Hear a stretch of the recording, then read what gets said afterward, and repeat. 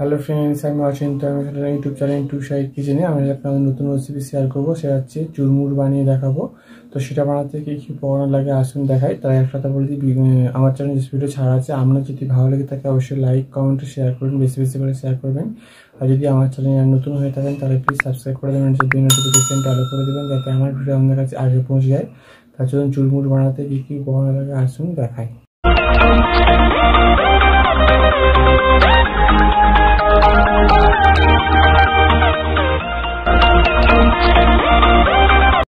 চলুন তাহলে চুরমুর বানাতে কি উপকরণ লাগে আসুন দেখাই। তাহলে একটা বলে দিই, ভিডিওটা প্রথম থেকে শেষ অবধি দেখার অনুরোধ রইল। তাহলে চলুন চুরমুর বানাতে কি উপকরণ লাগে আসুন দেখিয়ে দিই। এখানে ফুচকার পাপড়ি আমি পরিমাণ মতো নিয়ে নিয়েছি। 4টি আলুকে আমি সেদ্ধ করে নিয়েছি। এখানে কাঁচা ছোলা ভিজিয়ে রেখেছিলাম, সেটা নিয়ে নিয়েছি পরিমাণ মতো। বিট লবণ নিয়েছি পরিমাণ মতো। গোটা জিরে নিয়েছি আর 4-5টা মতো শুকনো লঙ্কা নিয়ে নিয়েছি। একটু পাকা তেঁতুল নিয়েছি। তার জন্য রেসিপিটা শুরু করি। গ্যাসটা জ্বালিয়ে কড়াটা বসিয়ে দিয়েছি। কড়াটা গরম হয়ে গেছে, এর মধ্যে শুকনো লঙ্কাগুলো আগে দিয়ে দেবো। দিয়ে একটু নিয়ে চেড়ে হালকা ভেজে নেব। দেখুন শুকনো লঙ্কাটা আমি হালকা করে ভেজে নিয়েছি। এবার জিরেটা দিয়ে দেবো। শুকনো লঙ্কা আর গোটা জিরে একসাথে ভেজে নেব। দেখুন আমার লঙ্কা গোটা জিরেটা ভালো করে ভেজে নিয়েছি। এবার আমি এটা গুঁড়িয়ে নেবো না, আমি ঠান্ডা করে। এবার শুকনো লঙ্কাটা গোটা জিরেটা গুঁড়ো করে নেব।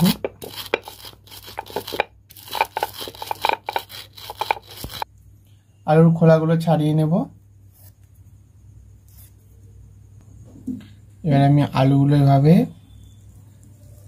ছোট্ট ছোট্ট করে কেটে নেব। 4 ভাগ করে নিয়েছি। এবার এভাবে ছোট্ট ছোট্ট করে আলুটা আমি ছোট ছোট করে কেটে নিয়েছি। এবার আমি এর মধ্যে ছোলাগুলো দিয়ে দেব।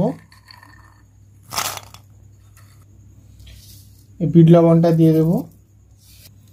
জিরে আর গোটা লঙ্কা ভেজে গুঁড়ো করে রেখেছিলাম, ওটা দিয়ে দেবো। তেঁতুলটার মধ্যে একটু জল দিয়েছি, ভালো করে চটকে নেবো তেঁতুলটা।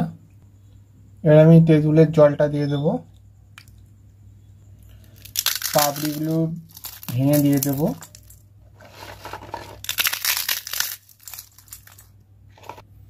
সবগুলো একসঙ্গে দিয়ে দিচ্ছি। এবার একটা ভালো করে মিশিয়ে নেব। দেখুন আমার চুরমুর রেসিপিটা রেডি হয়ে গেছে। এই রেসিপিটা আমাদের ভালো লেগে থাকে অবশ্যই লাইক কমেন্ট আর শেয়ার করবেন, বেশি বেশি করে শেয়ার করবেন। আর প্লিজ সাবস্ক্রাইব করে দেবেন, আমাদের পাশে থাকবেন। চলুন তাহলে দেখা হচ্ছে নেক্সট ভিডিওতে।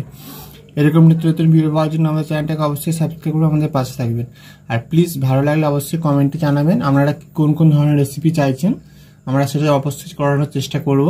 তার জন্য দেখা হচ্ছে নেক্সট ভিডিওতে।